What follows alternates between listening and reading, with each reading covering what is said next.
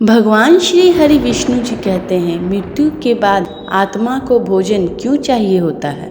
गरुड़ पुराण अद्भुत रहस्य। क्या मृत्यु सच में जीवन की अंतिम सीढ़ी है या केवल एक नए सफर की शुरुआत है। जब कोई व्यक्ति इस संसार से विदा लेता है तो हम सब प्रार्थना करते हैं कि ईश्वर इसकी आत्मा को शांति दे। लेकिन यह आत्मा आखिर क्या है? क्या है यह केवल एक मान्यता है या कोई अनंत सत्य है? भगवान श्री हरि कहते हैं, आत्मा वही है जो तुम हो, जो मैं हूँ। जब शरीर नष्ट हो जाता है तब लोगों की धारणाएं बदल जाती है। कोई भूत कहता है तो कोई मानता है कि आत्मा स्वर्ग लोक चली गई है। लेकिन क्या सच में आत्मा कहीं जाती है या यह सब हमारी सोच है? इस संसार में जो भी भौतिक शरीर है वह नश्वर है। यह देह किसी की नहीं होती और न सदा हमारे साथ रहती है। यह केवल 5 तत्वों मिट्टी, जल, अग्नि, वायु और आकाश से बना हुआ एक आवरण है। जब जीवन समाप्त होता है तो यह शरीर इन्हीं तत्वों में विलीन हो जाता है।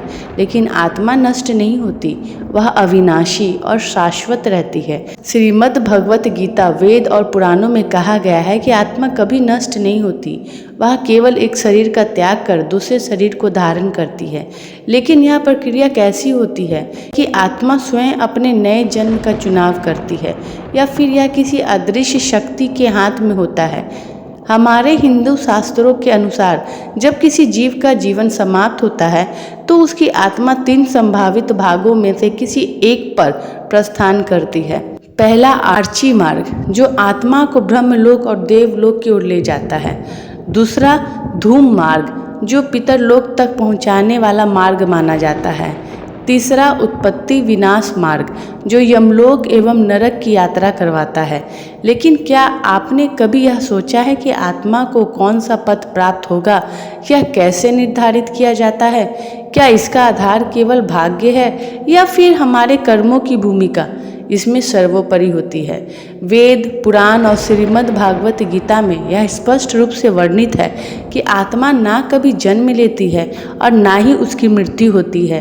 यह सनातन, अविनाशी और अजर अमर होती है।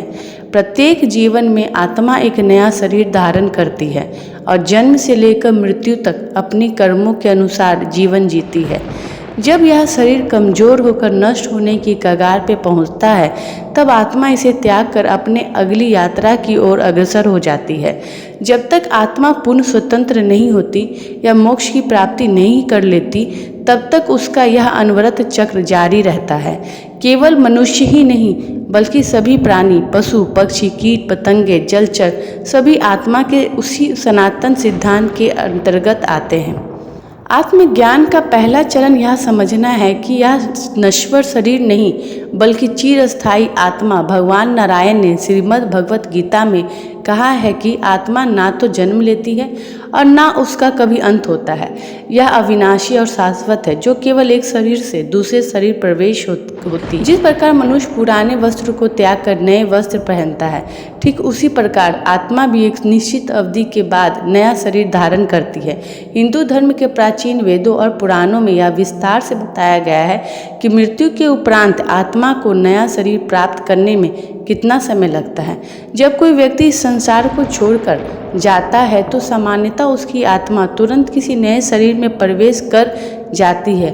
हालांकि यह प्रक्रिया पूरी तरह से उसके पूर्व जन्म के कर्मों और जीवन पर किए गए कार्यों पर निर्भर करती है। लेकिन किसी व्यक्ति की मृत्यु उपरांत उसकी आत्मा कितने समय में नया शरीर धारण करती है, इसका विवरण हिंदू धर्म के प्राचीन वेदों और पुराणों में विस्तृत रूप से किया गया है। शास्त्रों के अनुसार यह प्रक्रिया पूरी तरह से आत्मा के पूर्व जन्मों के संचित कर्मों और उसके जीवन काल में किए गए कार्यों पर निर्भर करती है। जब कोई मनुष्य इस संसार को छोड़कर जाता है तो उसकी आत्मा सामान्यतः शीघ्र ही किसी नए शरीर में प्रवेश कर लेती है। हालांकि हर आत्मा के लिए यह प्रक्रिया समान नहीं होती है। कुछ आत्माओं को तुरंत नया जन्म प्राप्त हो जाता है, जबकि कुछ आत्माओं को इस प्रक्रिया में एक लंबी यात्रा से गुजरना पड़ता है। ऐसा माना जाता है कि कुछ आत्माएं केवल 3 दिनों के भीतर नया शरीर धारण कर लेती लेती है। इसी कारण कई स्थानों पर तीजा संस्कार संपन्न किया जाता है। वहीं कुछ आत्माओं को पुनर्जन्म प्राप्त करने में 10 से 13 दिनों तक का समय लग सकता है, जिसके परिणाम स्वरूप 10वां और 13वीं जैसी संस्कारों का पालन किया जाता है। कुछ लोग ऐसे भी होते हैं जिनकी मृत्यु अचानक या किसी अधूरी इच्छा के कारण अत्यंत पीड़ादायक रूप में होती है। ऐसी स्थिति में उनकी आत्मा तुरंत नया शरीर धारण नहीं कर पाती, बल्कि इसे एक लंबी यात्रा से गुजरना पड़ता है। यही कारण है कि कुछ आत्माओं को पुनर्जन्म प्राप्त करने में 37 से 40 दिनों तक का समय लग सकता है। इसी विश्वास के आधार पर कई परिवार अपने दिवंगत परिजनों की मृत्यु के 1 वर्ष पश्चात का आयोजन करते हैं। इसका प्रमुख उद्देश्य यह होता है कि यदि आत्मा किसी कारणवश प्रेत योनि में चली गई हो तो उसे वहां शांति प्राप्त हो और दोबारा उसे कष्ट का सामना ना करना पड़े। आत्मा अपने आप में एक रहस्य है जिसे जानने की जिज्ञासा मनुष्य में आदि काल से हो रही है। आत्मा क्या है, यह कहाँ से आती है और कहाँ चली जाती है? इन प्रश्नों के उत्तर खोजने के लिए ऋषि मुनियों से लेकर महान संतों तक ने गहरी तपस्या की है। भगवान श्री विष्णु ने आत्मा का विस्तार से वर्णन करते हुए कहा है कि प्रत्येक जीव के भीतर आत्मा के रूप में स्वयं परमात्मा ही विराजमान होते हैं। आत्मा ही जीवन का वास्तविक सार है। यह शाश्वत सत्य है, अजर, अमर और संपूर्ण ज्ञान का स्रोत है। इसे ना जलाया जा सकता है, ना जल में गलाया जा सकता है, ना वायु इसे सुखा सकती है और ना ही इसे किसी प्रकार से नष्ट किया जा सकता है। यही कारण है कि आत्मा कभी समाप्त नहीं होती। यह केवल शरीर का त्याग करती है और पुनः नए रूप में प्रकट होती है। आप सोच रहे होंगे कि आमतौर पर मनुष्य 50 से 55 वर्ष की आयु में मृत्यु को प्राप्त हो जाता है। यह सत्य भी है, परंतु क्या आत्मा को तुरंत ही नया शरीर मिल जाता है? नहीं, यह प्रक्रिया इतनी सरल नहीं है। आत्मा को पुनः जन्म प्राप्त करने के लिए अपने पूर्व जन्मों के कर्मों के अनुसार एक विशेष समय चक्र पूरा करना पड़ता है, जो कई बार 1000 वर्षों तक भी हो सकता है। अब सवाल यह उठता है कि आखिर आत्मा को नया शरीर मिलने में इतना समय क्यों लगता है? यदि किसी व्यक्ति की मृत्यु अचानक या किसी आकस्मिक घटना के कारण होती है और वह अपने जीवन के अधूरे कर्मों का फल प्राप्त नहीं कर पाता है, तो उसकी आत्मा बार बार जन्म लेती है और सुख दुख का अनुभव करते हुए अपने 1000 वर्षों के चक्र को पूरा करती है। यह यात्रा इस बात पर निर्भर करती है कि व्यक्ति का रहन सहन, खान पान, योग और ध्यान कैसा था। शास्त्रों के अनुसार जितना अधिक व्यक्ति आध्यात्मिक होता है, उतना ही जल्दी उसे नए शरीर मिल जाते हैं। क्या मनुष्य अपनी जीवन अवधि को बढ़ा सकता है?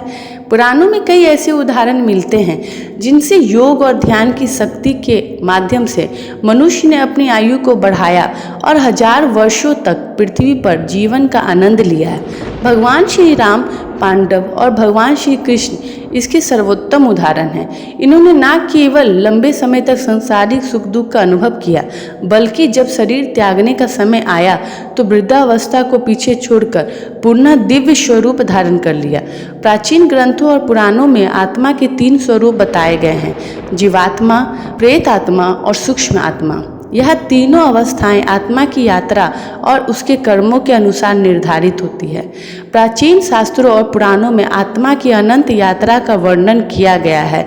आत्मा अमर होती है, लेकिन भौतिक शरीर नहीं। जब यह किसी भी कारण से शरीर त्याग देती है तो वह नए शरीर की तलाश में निकल पड़ती है, परंतु हर आत्मा को तुरंत नया जन्म नहीं मिलता। आत्मा की अवस्था और कर्मों के आधार पर यह विभिन्न योनियों में विचरण करती है। शास्त्रों के अनुसार आत्मा को 84 लाख योनियों से गुजरना पड़ता है। प्रत्येक जन्म यह विभिन्न रूपों को धारण करती है, जिनमें शामिल है 30 लाख योनि वृक्ष एवं वनस्पतियाँ, 27 लाख योनि कीट पतंगे और छोटे जीव, 14 लाख योनि पक्षी, 9 लाख योनि जलचर जीव जंतु, 4 लाख योनि मनुष्य, देवता और अन्य उच्च चेतना वाले जीव। 84 लाख शरीर साधारण वृद्धावस्था में जीर्ण होने पर नष्ट होता है।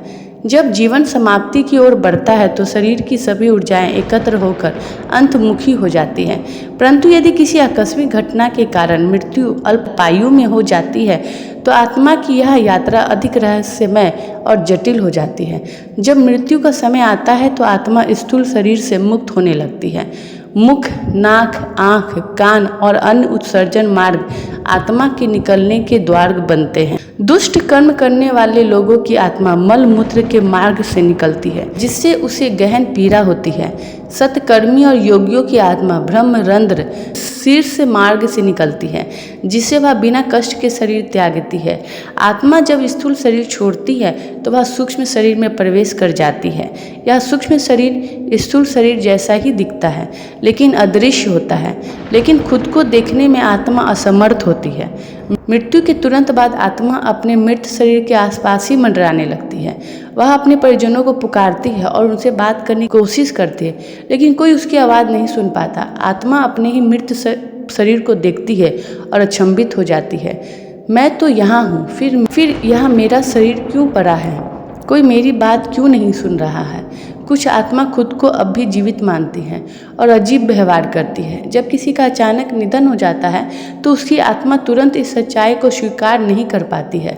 वह अपने हाथ पैर हिलाने की कोशिश करती है, चारों ओर देखती है, लेकिन उसे कुछ भी महसूस नहीं होता।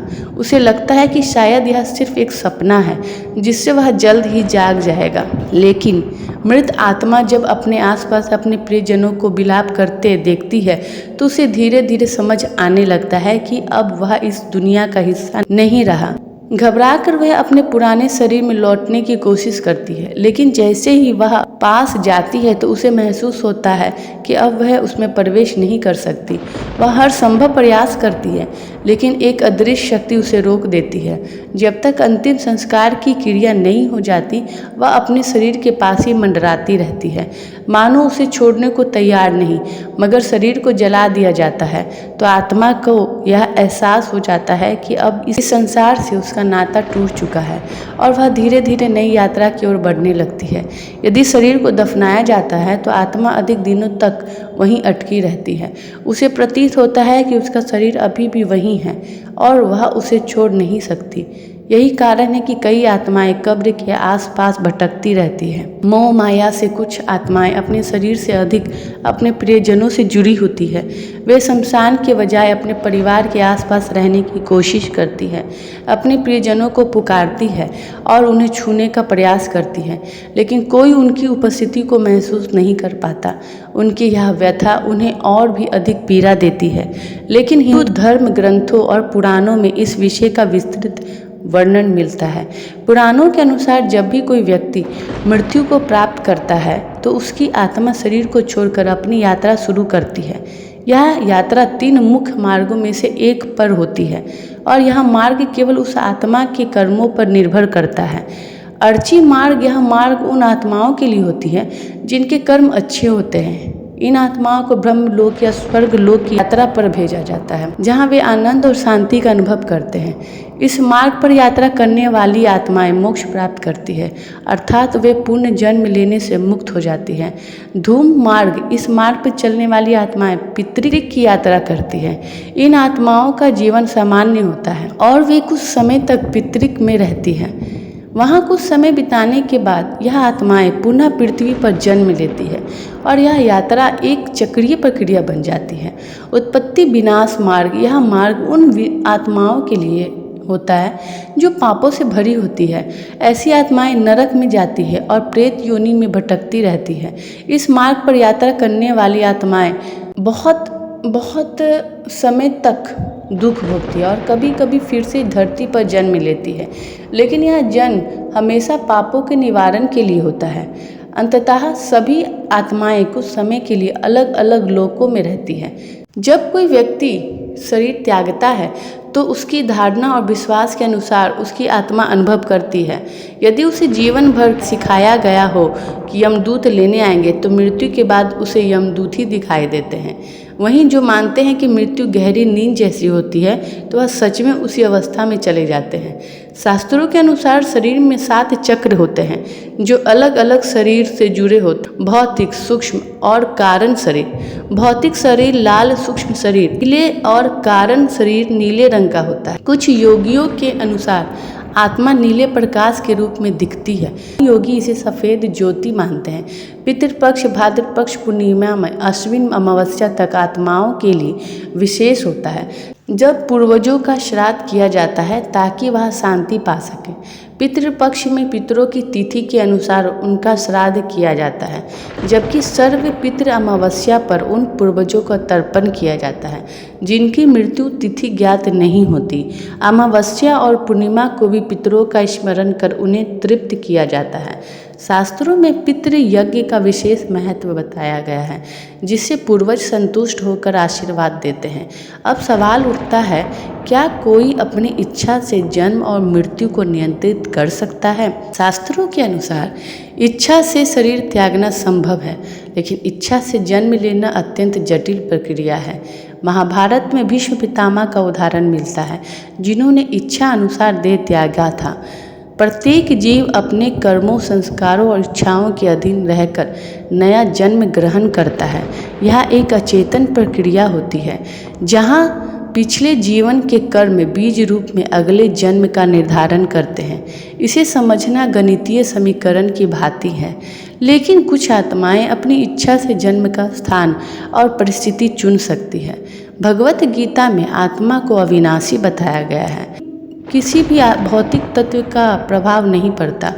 आत्मा का स्वाभाविक गुण ईश्वर में विलीन होना है, और जब तक यह अपने परम लक्ष्य तक नहीं पहुंचती, तब तक शरीर बदलते रहती है।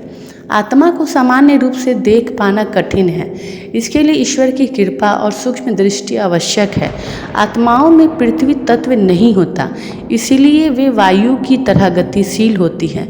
कई बार इनका अनुभव सुगंध या किसी विशेष गंध के रूप में किया जाता है।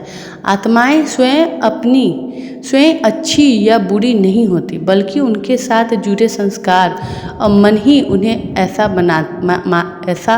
बनाते हैं।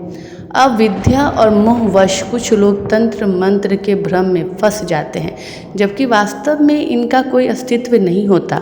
सच्चा मार्ग केवल ईश्वर की भक्ति, अच्छे कर्म और आत्मज्ञान से ही प्राप्त होता है। गीता में भी कहा गया है कि आत्मा स्वयं परमेश्वर के श्वास के समान है। वीडियो अगर पसंद आया हो तो वीडियो को लाइक करें और हमारे चैनल को सब्सक्राइब करें और अपने दोस्तों के साथ इसे शेयर करें।